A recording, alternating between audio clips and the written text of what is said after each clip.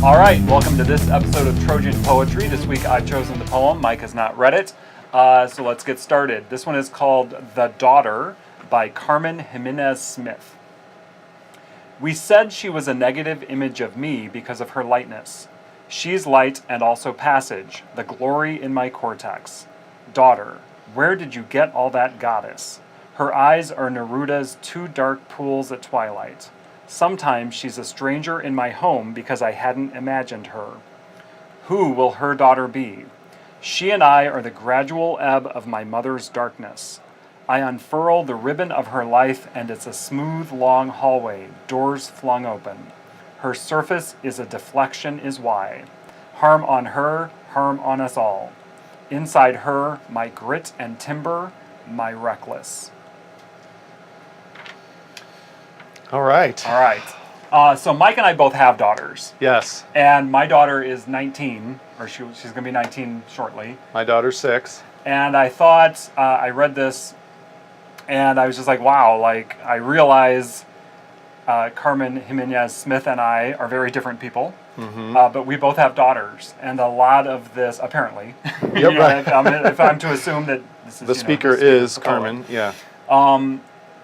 We have a lot in common. And the line, sometimes she's a stranger in my home because I hadn't imagined her, that just really hit me. Yeah. And that idea that as your child grows up, you realize that they are a stranger because they're not maybe what you imagined. Mm-hmm. And how could you imagine? I mean, it's a person, right? A person with their own life. Mm-hmm. And I don't know, that line I thought was very potent, as I did all of them, right? I just think so many simple, evocative lines that just hit me. And I was like, wow, like, even though, obviously, again, the author and I are different people, the experience of having a daughter maybe is universal enough that it could speak to me. So. Yeah, well, I agree. I think that line of, sometimes she's a stranger in my home, I mean, a lot of times, as a parent, you get caught up with, well, that's how I experienced it, right? This is what I did, and why aren't you behaving? Why aren't you responding in the way that I would? And when you get caught up in that and you're able to reflect afterwards, you realize that that's not what it's about, right? That she's her own person. She's going to find her own way. You know, that line of, I unfurl the ribbon of her life and it's a smooth, long hallway, doors flung open. That's such a positive line. I think that's just really cool. That's what you hope for your daughter, right? Is that she will be able to walk down a smooth path in life and everything will be open for her and she can try things and do what she wants. But then 2 lines later it says, harm on her, harm on us all. Yeah. And I was like, oh man, you know, that one hit me because I don't want that to happen to my daughter. And it's almost like a curse. Like, yeah, if it's like you hurt she's her, throwing this down on you will hurt everyone. Or yeah, that's, you know, I'm coming for you. It's like right. Mama Bear, you know? Right. The other one I thought was really interesting. There's a lot, or the other thing was there's a lot of darkness and light going on here. The first line, negative image of me because of her lightness. She's light and passage, glory in my cortex. I thought that was an awesome image, like, you know, the eyeball.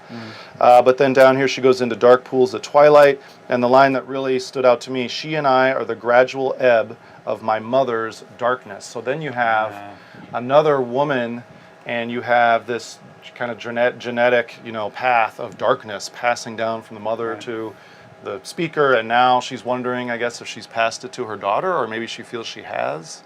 Well, I guess I read it as that it's the darkness going away. Oh, gradual ebb. Yeah, it could be. So by the 3rd generation, she's not the same as the grandmother, which could be a good thing, right? Right, but then right above that, who will her daughter be? And it blows your mind, right? Because you've got the grandmother, the mother, the daughter, and then the daughter of the daughter. Right. And it becomes this multi-generational, like, I keep using the word expansive, right? This poem just expands, and it's so simple.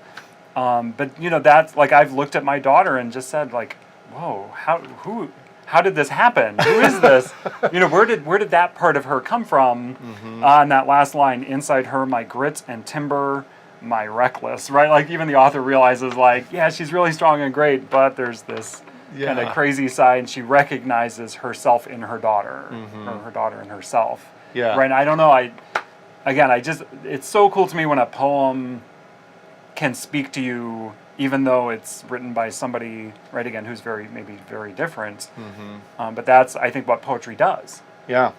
Yeah. Right. Well, if you can't respond to it personally and relate to it in Yeah. some way, then maybe that's not the poem for you. Maybe Right. you should look for something else. This one I can totally relate to. And just one last thing that occurred to me there, that last line you said, she identifies in herself and her daughter.